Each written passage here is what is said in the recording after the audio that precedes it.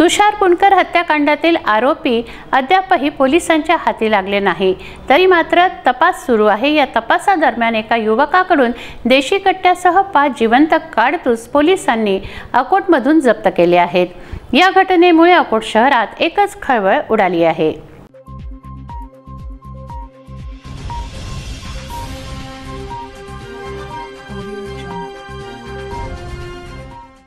अकोटमध्ये देशी कट्ट्यासह जिवंत काडतूस आढळले आहेत। पोलिसांनी गोपनीय माहितीच्या आधारे देशी कट्टा व काडतूस जप्त केले असून एका युवकाला अटक केली आहे।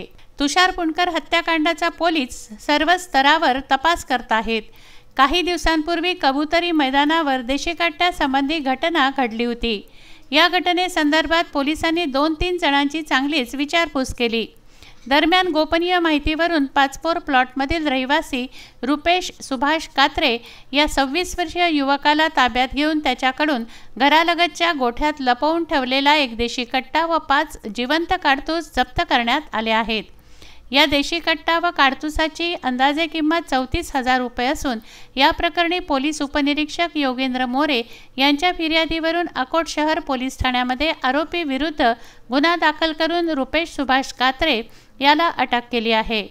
सारंग कराळे, विदर्भ न्यूज, अकोट।